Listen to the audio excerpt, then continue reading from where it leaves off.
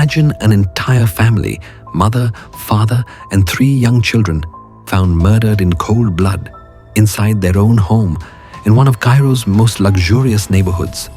No screams, no witnesses, no clues, just silence and death. Who killed them? Why? And how did the killer vanish without a trace? If you're into true crime stories that will leave you speechless, you're in the right place. Hit that subscribe button, give the video a like, and join us as we uncover the chilling truth behind the Al-Rehab Massacre. It was a case cloaked in mystery, one that would later be known as the Al-Rehab Massacre. The scene was too quiet, the gate was locked, the lights were off, and the family's dog barked relentlessly as if trying to alert the world to a catastrophe hidden behind the villa's walls.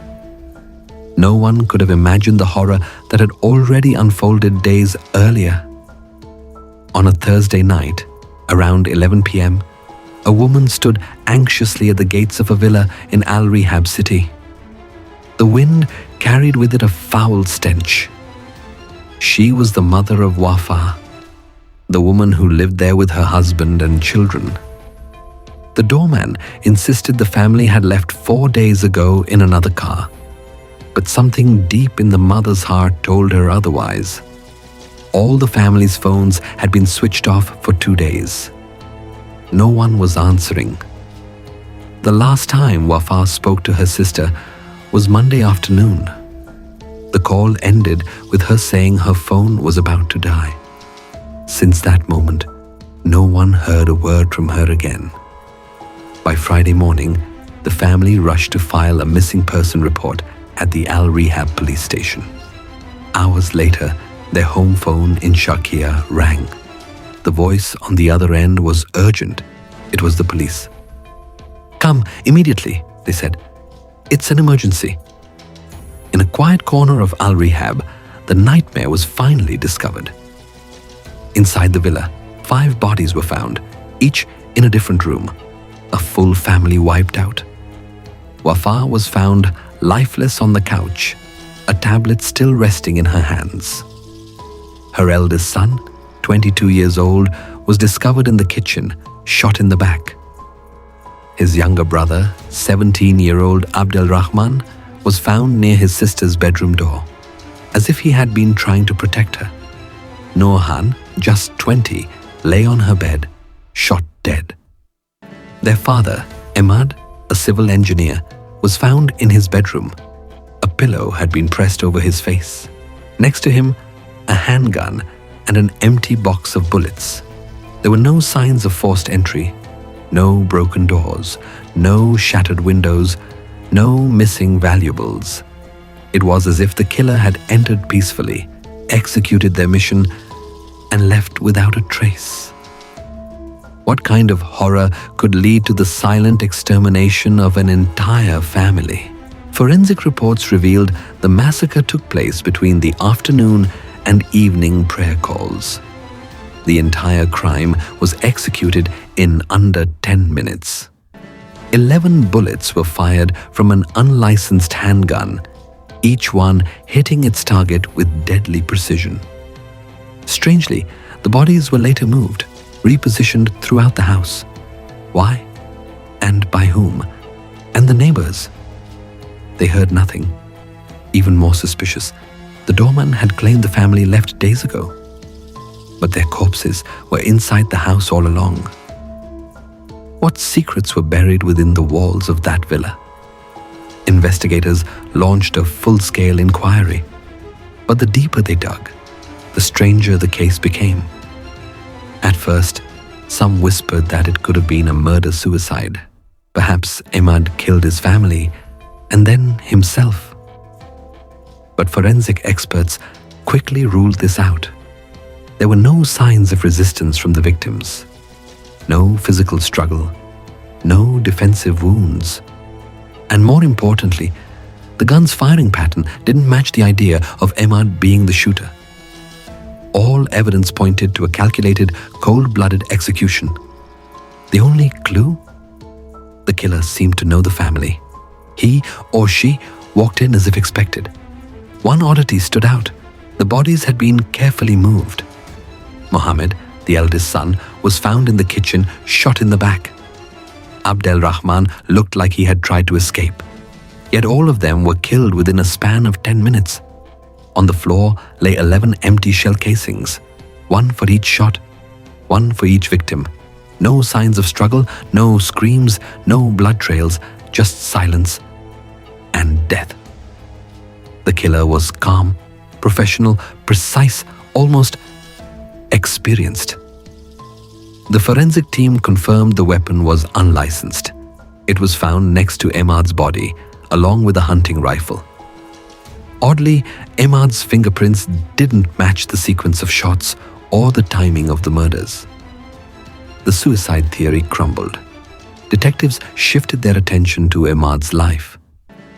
What they found was revealing. He had been under immense financial pressure. He hadn't paid the villa's rent in over 6 months. He was leasing luxury cars without making payments. He was tangled in legal disputes over land deals and construction projects. Former business partners were demanding large sums of money. Could debt have driven him to madness? Maybe. But the brutality of the crime, the cold precision, the spread of bodies was too sophisticated for a desperate man's act. And then, a detail no one could ignore. The car's tires were completely deflated, deliberately. What really happened inside that villa? Who wanted the entire family dead, and why? The questions kept piling up, and the answers kept slipping deeper into the shadows. It quickly became clear that the family's car tires had been intentionally deflated, meaning someone had deliberately disabled their only means of escape before the massacre even began. Digging deeper into the phone records, investigators uncovered a chilling detail. The last known voice message sent by Ahmad, the father, was at 3:30 p.m., the approximate time of the murders. In it, he pleaded with a friend to return a large sum of money. Moments later, all the family's phones went dead. But the most puzzling part? The villa's doorman insisted he had seen the family leave in a different car 4 days earlier and claimed they had not returned since.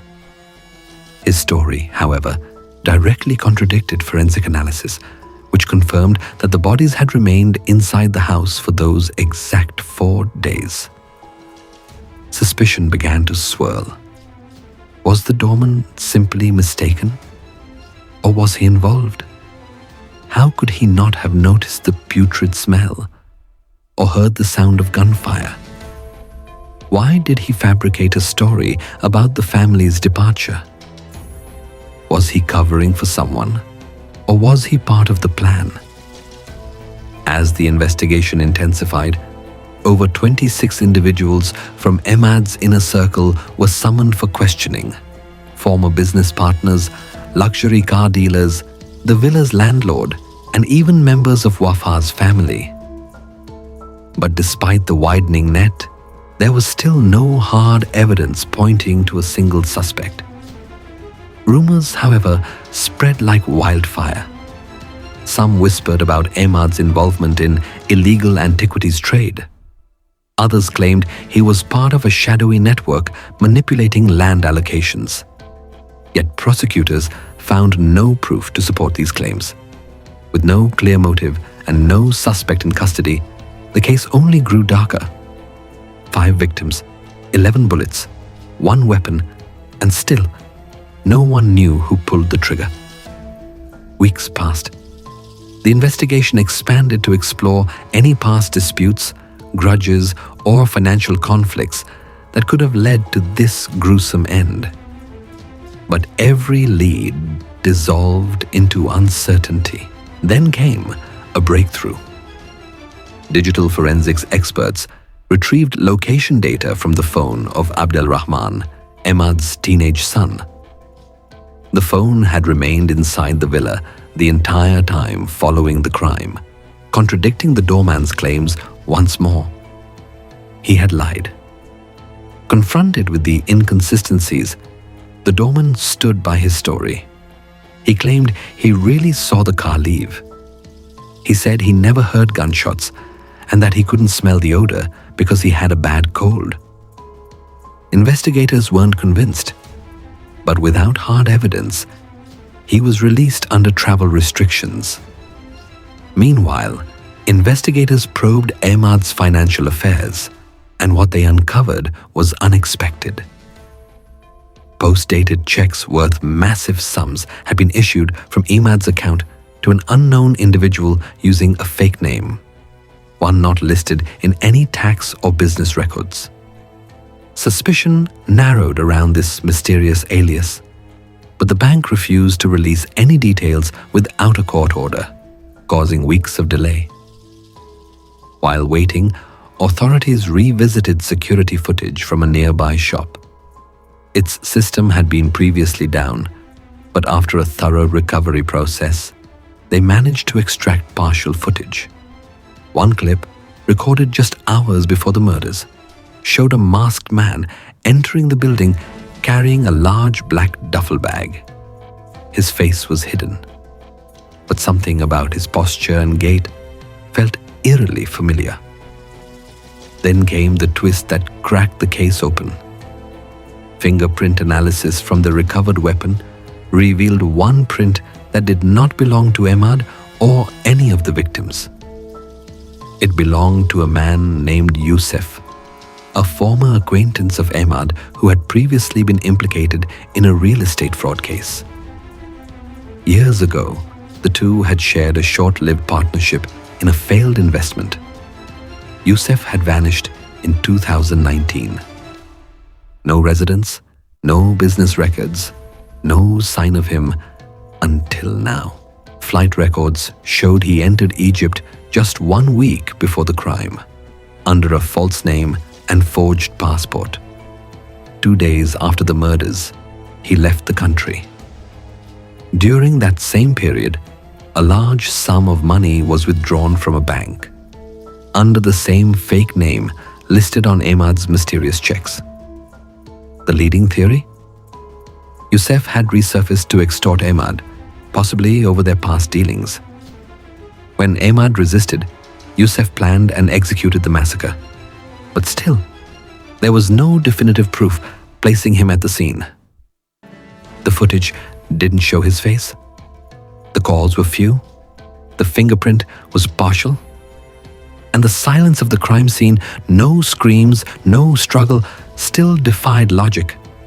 Could someone inside the house have helped him? Had he planned it so precisely that not even neighbors heard a thing? And if the motive was money, why was nothing stolen?